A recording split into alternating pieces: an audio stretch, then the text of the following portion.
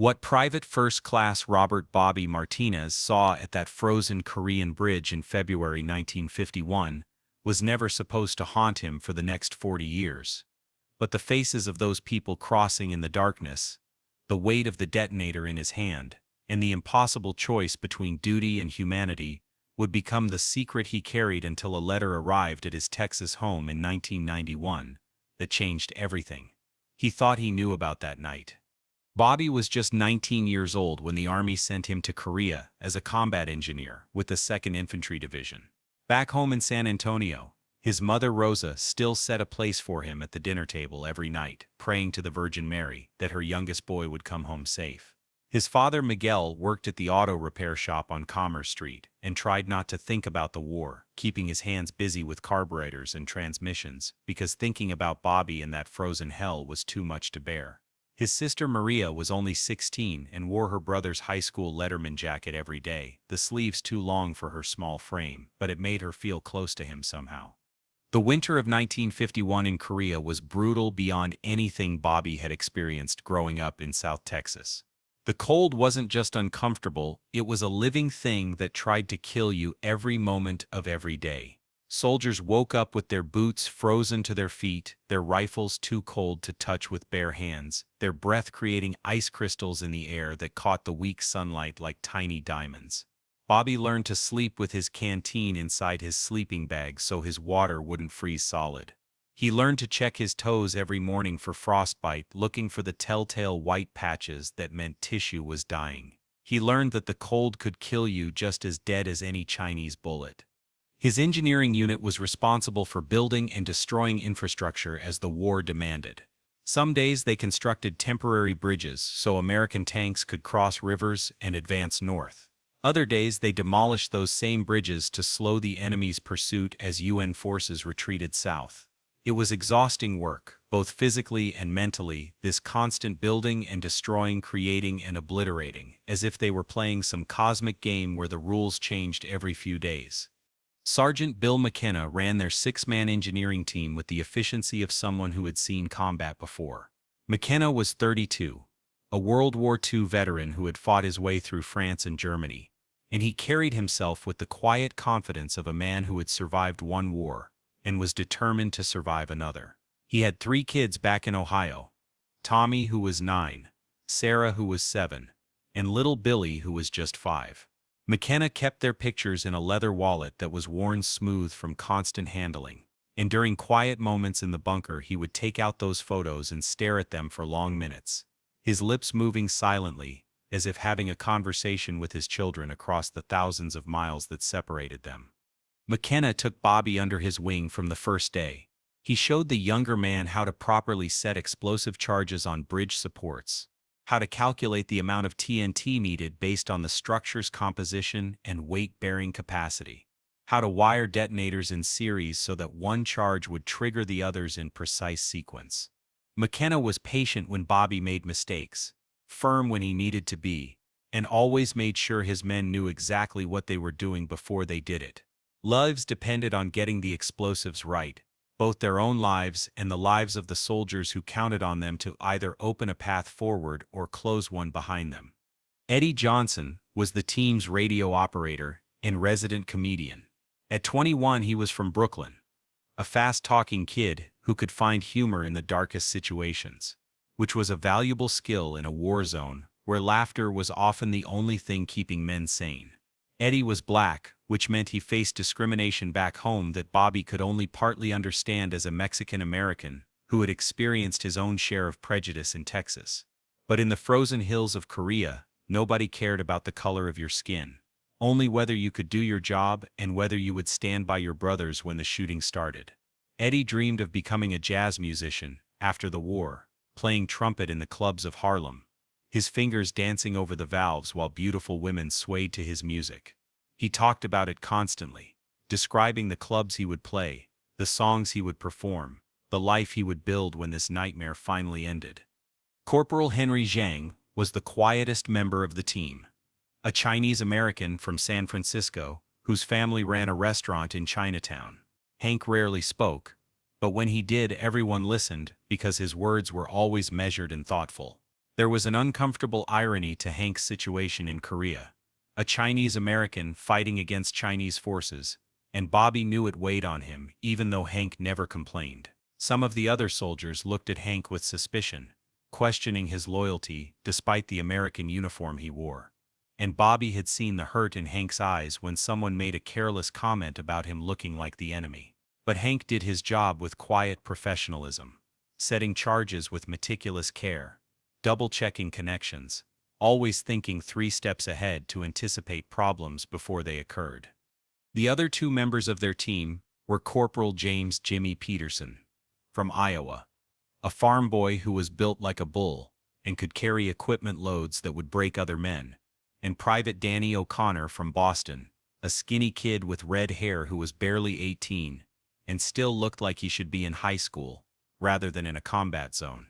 Danny was nervous all the time, his hands shaking whenever they went on a mission, but he never backed down from a job, and Bobby respected him for pushing through his fear. The first week of February brought increasing tension to their sector. Chinese forces were pushing south in massive numbers, overwhelming UN positions through sheer weight of numbers and willingness to accept catastrophic casualties. The strategy was simple but effective. Send wave after wave of soldiers until the defenders ran out of ammunition, then overrun them with bayonets and grenades. Bobby had seen the aftermath of these attacks. American positions littered with Chinese and American bodies mixed together in death, frozen solid in whatever position they had fallen. Grotesque statues commemorating the insanity of war. Command issued orders for a general withdrawal, a fighting retreat that would trade space for time while reinforcements were brought up and new defensive lines established further south. The 2nd Infantry Division was tasked with slowing the Chinese advance, which meant destroying infrastructure the enemy would need to maintain their momentum. Roads, bridges, supply depots, anything that could aid the Chinese forces needed to be demolished as UN troops fell back. On the morning of February 13th, Captain Morrison called all engineer teams to his command tent for a briefing. Morrison was young for a captain, maybe 25, fresh out of West Point with a spotless uniform and a by-the-book approach to command that suggested he had not yet learned that war rarely followed the plans made in comfortable offices far from the front lines.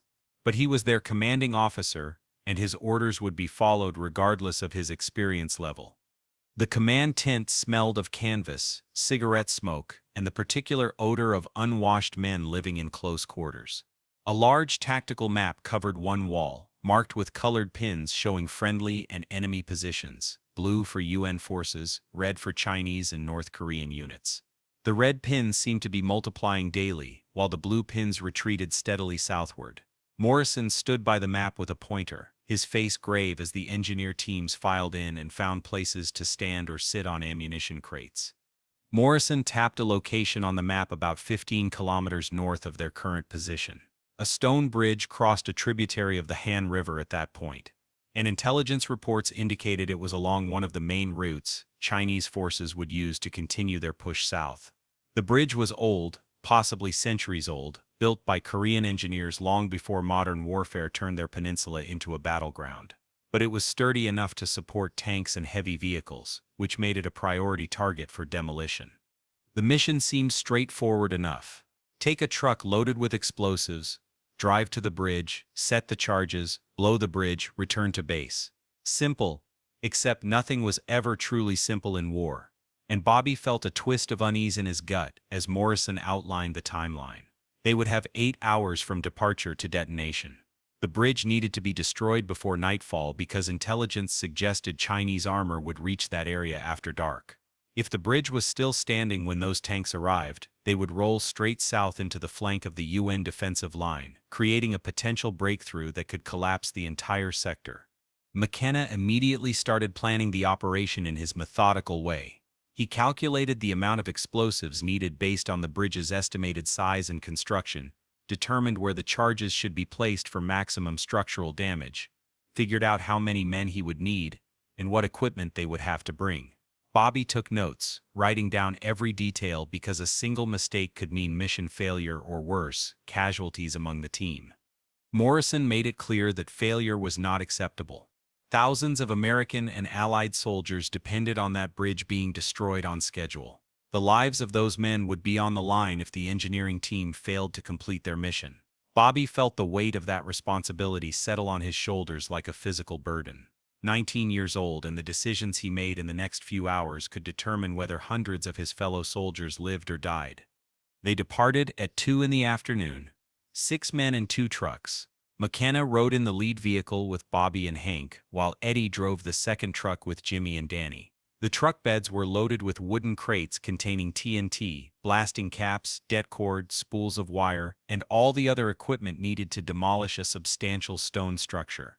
The crates shifted and thumped with every bump in the road, each impact making Bobby's heart skip a beat as he imagined what would happen if the explosives somehow detonated prematurely. The road north was in terrible condition, more a muddy track than a proper highway, scarred by artillery craters and littered with the debris of war. Burned-out vehicles sat abandoned along the shoulders, some American, some enemy, all reduced to twisted metal skeletons that bore little resemblance to their original forms. They passed through villages that had been shelled into rubble, walls collapsed, roofs caved in, the inhabitants long fled or dead. Bobby saw a child's doll lying in the mud, its porcelain face cracked, one arm missing, staring up at the gray sky with painted blue eyes that seemed to accuse him of complicity in this destruction. Eddie hummed songs to himself as he drove. Old blues numbers and jazz standards, his way of keeping calm when nerves threatened to overwhelm him. McKenna rode with the map spread across his lap, occasionally directing them to take a particular fork in the road or avoid a route that looked too exposed to potential enemy observation. Hank sat silent and watchful, his eyes constantly scanning the hills around them for any sign of Chinese troops. Bobby tried to keep his mind focused on the mission, mentally reviewing the procedures for setting demolition charges, but his thoughts kept drifting back to San Antonio, to his family, to the life he had left behind. He wondered what his mother was doing at that exact moment. It would be early morning in Texas. She would be making breakfast, scrambling eggs with chorizo, warming tortillas on the griddle. The kitchen filled with familiar smells and sounds that seemed impossibly distant from this frozen Korean wasteland. His father would be getting ready for work, checking his lunch pail, kissing Rosa goodbye before heading out to the repair shop. Maria would still be asleep, curled up under her blankets, dreaming teenage dreams that did not include brothers in war zones. They were going about their normal lives while Bobby rode toward a bridge he had been ordered to destroy, and the disconnect between those two realities was almost too large for his mind to comprehend. They reached the bridge at 5 in the evening. As the sun began its descent toward the western horizon, the light turning golden and soft in that particular way, winter sunlight has just before darkness falls. The bridge was larger than Bobby had expected from the map. A substantial stone structure with multiple arches spanning about 60 feet across the river. The stonework was weathered but solid, fitted together by craftsmen who had taken pride in their work generations ago. The river below was partially frozen, chunks of ice floating in the dark water, moving slowly downstream like lazy white ships on a cold journey. McKenna climbed down to examine the bridge's underside, while Bobby, Hank, and Jimmy began unloading explosives from the trucks. Eddie and Danny set up security positions with their rifles, watching the approaches for any sign of enemy patrols. The area was eerily quiet, just the sound of the river and the wind whistling through the bare trees along the banks. No gunfire in the distance, no artillery rumbling, just silence that felt unnatural after weeks of constant combat noise. The work was harder than anticipated. The bridge's stone construction was more robust than expected, the supports thicker and more numerous. McKenna recalculated on the fly, determining they would need additional charges to ensure complete structural failure. Bobby hauled more crates of TNT from the truck, his breath coming in white clouds, his hands aching from the cold despite his gloves. Hank worked methodically beside him, placing charges at precise points McKenna had marked, wiring them together with det cord so they would all detonate simultaneously when the trigger was pulled. As the sun sank lower and shadows lengthened across the bridge, Bobby felt time pressing on him like a physical force. They needed to finish before full darkness made the work too dangerous, but rushing could lead to mistakes that would compromise the demolition. McKenna seemed to feel the same pressure. moving faster than usual but still maintaining his careful attention to detail, checking each connection twice before moving to the next. By 7 o'clock, the light was nearly gone, and McKenna called everyone together for a final briefing. The charges were set. The detonator was ready. All they needed to do was pull back to a safe distance, trigger the explosives, and the bridge would collapse into the river. 15 minutes, and their mission would be complete. They could head back to base, report success, and hopefully get some hot food and a few hours of sleep before the next assignment. But Eddie suddenly held up his hand for silence, his head cocked to one side, listening. They all froze, straining to hear what he had detected. At first there was nothing, just wind and water.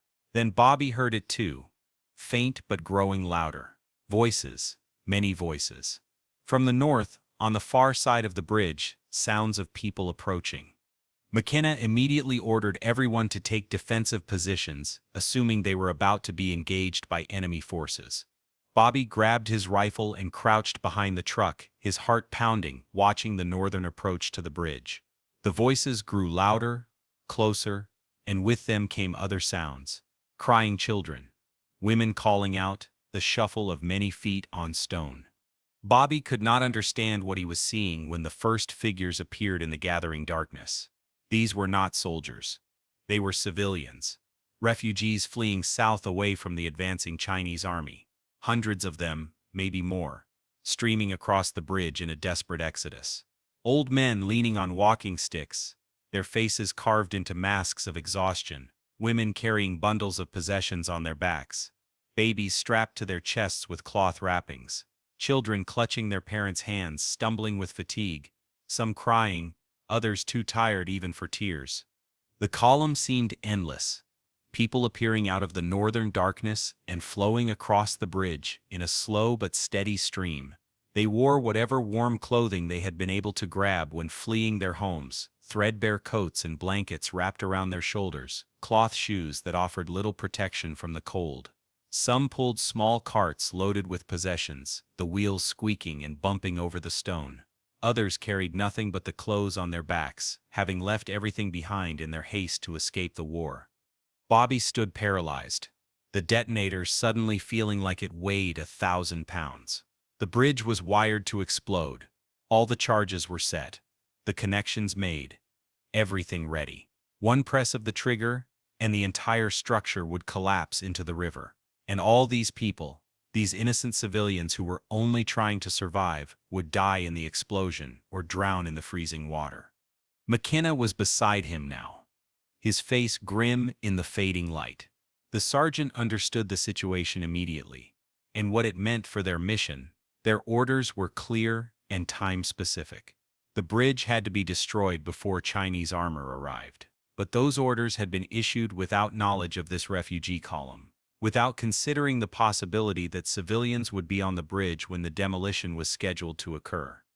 Eddie came running up from his security position, his eyes wide with shock at the sight of so many refugees. He looked at McKenna, then at Bobby, then back at the endless line of people crossing the bridge. He did not have to say anything. His face asked the question they were all thinking. What do we do? Hank joined them, having secured his position on the southern end of the bridge. His expression was carefully neutral, but Bobby could see the tension in the way he held himself, the rigidity in his shoulders that suggested he was wrestling with the same moral crisis that gripped them all. Jimmy and Danny were still at their posts, but Bobby could see them watching, waiting to see what the team leadership would decide. McKenna pulled out his radio and tried to contact Captain Morrison for guidance. The radio crackled with static, but no clear signal came through. They were too far from base, or atmospheric conditions were interfering, or perhaps the radio equipment was simply malfunctioning in the cold. Whatever the reason, they could not reach command for new orders. The decision would have to be made here, now by Sergeant Bill McKenna, combat engineer, father of 3, veteran of 2 wars. Bobby watched McKenna's face as the sergeant calculated options and considered consequences. They could wait for the refugees to finish crossing before detonating the charges. But that could take hours, and Chinese tanks might arrive before the bridge was destroyed. They could detonate now and complete their mission as ordered. But that meant killing hundreds of innocent people. They could attempt to convince the refugees to turn back, but where would they go with Chinese forces advancing from that direction? And how do you explain to terrified civilians that the bridge they are trying to cross is rigged to explode? The refugees kept coming, oblivious to the danger, focused only on putting one foot in front of the other, on getting their families to safety, on surviving another night of this endless war. Bobby noticed small details that burned into his memory. A young mother with a baby, who could not have been more than a few months old. The infant's face barely visible in its cloth wrapping. An old man helping an even older woman across the bridge, both of them moving so slowly it seemed impossible they would ever reach the other side. A girl about Maria's age carrying a younger child on her back, the little one's arms wrapped around her sister's neck, both their faces blank with exhaustion. McKenna made his decision, and Bobby saw the weight of it settle on the man's shoulders like a visible burden. The sergeant turned to Bobby and spoke quietly so the others would not hear. They would wait. They would let the refugees cross. They would delay the demolition until the bridge was clear of civilians, and whatever consequences came from that choice, McKenna would accept full responsibility. Bobby felt something release in his chest, a tension he had not fully recognized until it suddenly relaxed. He nodded his understanding, and McKenna moved off to inform the rest of the team of the decision. Eddie looked relieved. Hank showed no reaction, but Bobby thought he saw approval in the corporal's eyes. Jimmy and Danny were too young and too new to fully grasp what delaying the mission might mean strategically, but they understood saving civilians was the right thing to do morally. So they waited. Minutes turned into an hour. The hour stretched toward 2. The stream of refugees never seemed to diminish, just kept flowing across the bridge in the darkness, lit only by the faint starlight and the occasional candle or lantern someone carried. Bobby lost count of how many people crossed. 300? 500? More? It was impossible to tell in the darkness, with the column constantly moving. The temperature dropped as night deepened, the cold becoming more intense, more dangerous. Bobby's feet were numb in his boots, and he stomped them to maintain circulation. His hands ached from gripping his rifle, the metal so cold it seemed to burn his palms even through his gloves. He thought about those refugees, many of them in far worse clothing than his military cold-weather gear, and wondered how they were surviving this temperature. The old ones especially, and the children, their bodies less able to generate warmth, less resilient against the cold's assault. Around 9 o'clock the flow finally began to thin. The endless column broke into scattered groups, then individuals, then finally nothing. The last refugee, an old man with a wispy white beard, hobbled across the bridge leaning heavily on a stick, disappearing into the southern darkness without ever knowing how close he had come to dying. The bridge was empty. McKenna checked his watch and cursed quietly. They were 3 hours past their deadline. Chinese forces could arrive at any moment. They needed to destroy the bridge immediately and get out of the area before they found themselves trapped behind enemy lines. He gave Bobby the order to prepare for detonation, the words spoken with quiet urgency. Bobby moved to the detonator, the device simple and brutal in its functionality. Push the plunger down and complete the electrical circuit that would send current through the wires to the blasting caps embedded in the TNT charges, which would then explode with enough force to shatter the ancient stone and send the entire bridge tumbling into the frozen river below. His hand rested on the plunger, the metal cold against his palm. But before he could initiate the countdown, Eddie's urgent whisper stopped him. More movement on the northern approach. Bobby's heart sank as he turned to look, fearing more refugees, but what he saw was worse. Headlights in the distance. Multiple vehicles approaching fast. The Chinese armor had arrived. McKenna made an instant assessment. If they detonated now, they would catch enemy vehicles on the bridge, which would be a tactical success, but it would also alert the Chinese to their presence, and they would come under immediate attack from superior numbers. If they did not detonate, the Chinese would cross the intact bridge and continue south to threaten Allied positions. Either way, their situation had become extremely dangerous in the space of a few seconds. The sergeant made the call. Blow the bridge. Alert the enemy to their presence if necessary. But complete the mission. McKenna started shouting orders. telling everyone to get to the trucks, prepare to move out immediately after detonation, weapons ready in case they had to fight their way out. The team moved with trained efficiency, despite the chaos of the moment. Jimmy and Danny already in the second truck with the engine running, Eddie jumping into the driver's seat of the lead vehicle. Bobby's hand shook as it hovered over the detonator plunger. The Chinese vehicles were getting closer, their headlights sweeping across the landscape, perhaps a mile away now, maybe less. Hank was beside him, rifle aimed north, providing what cover he could if Chinese troops opened fire. McKenna stood at the truck door, half in and half out, watching Bobby, waiting for the explosion that would complete their mission. Then Bobby saw something that made his blood freeze colder than the Korean winter. In the faint starlight he could make out figures on the bridge again. More refugees. A small group that had fallen behind the main column, or perhaps a family that had started their flight later than the others. He could not count them in the darkness, but he could see their silhouettes moving across the bridge, small figures that must have been children based on their size and the way they moved. The Chinese headlights were closer now. Close enough that Bobby could hear the rumble of truck engines, the clank of tank treads. They would be at the bridge in minutes, maybe less. The tactical situation was clear. Detonate now and catch the enemy vehicles, while potentially killing a handful of refugees. Or delay again and allow enemy armor to cross intact, which could lead to American casualties downstream. Military logic dictated one choice. Humanity demanded another. Bobby looked at McKenna and saw his own conflict reflected in the sergeant's face.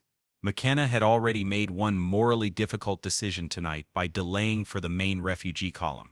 Making the same choice again with enemy forces bearing down on them would be harder to justify. Harder to explain to Captain Morrison, harder to live with if it led to American deaths because Chinese tanks got across this bridge. But McKenna was not a man who could order the deaths of children to fulfill a mission objective. Bobby saw that truth written in every line of the sergeant's weathered face. McKenna gave a slight nod, not quite permission, but acknowledgement that he would not countermand whatever Bobby chose to do. The decision was Bobby's alone. The young private from San Antonio stood frozen for a moment that felt like an eternity. His hand on the detonator, his mind racing through calculations of duty and morality and consequence. He thought about Captain Morrison and what the captain would order if he were standing here. He thought about all the American soldiers downstream whose lives might be endangered if those Chinese tanks got through. He thought about his family, back in Texas, and whether they would be proud or ashamed of what he was about to do. Then he thought about the refugees on the bridge, about the children whose faces he could not see but could imagine, tired and frightened and just trying to reach safety. He thought about the endless column of people they had already saved by delaying the first time. About the old man with the white beard who had been the last to cross. About the young mother with her baby. About all of them who would have died if McKenna had followed orders to the letter. Bobby lifted his hand from the detonator. McKenna understood immediately. He grabbed Bobby and practically threw him into the truck, then jumped in after him. Eddie already had the vehicle in gear and was accelerating away from the bridge before the door even fully closed, the second truck right behind them. They raced south on the muddy road, no headlights, navigating by starlight and memory, trying to put distance between themselves and the Chinese forces that would be at the bridge within moments. Behind them, in the darkness, they could hear the sound of heavy vehicles crossing the bridge, the rumble of tank engines, the screech of treads on stone. The bridge held. The Chinese armor got through. The mission had failed. They drove through the night in silence, each man alone with his thoughts, processing what had happened and what it might mean. Bobby's hands would not stop shaking. He kept replaying those final seconds in his mind, his hand hovering over the detonator, the choice he had made, wondering if it was the right one, fearing what consequences would follow. They reached friendly lines as dawn broke cold and gray over the Korean hills, passing through checkpoints where exhausted sentries waved them through without much interest. By the time they rolled into their base camp, the sun was fully up, weak winter light doing little to warm the frozen landscape. Other soldiers were moving about the camp on various duties, the ordinary business of war continuing, despite the extraordinary events of the previous night. Captain Morrison was waiting for them at the motor pool. his face dark with anger. Someone had already reported back that the bridge was still standing, that Chinese armor had crossed during the night, that the 2nd Infantry Division engineering team had failed their mission. Morrison did not wait for them to dismount before he started shouting, demanding explanations, wanting to know why his orders had not been followed. McKenna stepped forward and took full responsibility. He explained about the refugees, about the moral impossibility of killing hundreds of civilians, about the decision to delay demolition until the bridge was clear. He did not mention Bobby's final choice when the Chinese arrived, did not explain that there had been a second delay for a second group of refugees. McKenna presented it as a single decision made by him as team leader, shielding his men from any consequences. Morrison's face went from red to purple. As McKenna spoke, the captain was furious, not just at the mission failure, but at what he clearly saw as insubordination and cowardice.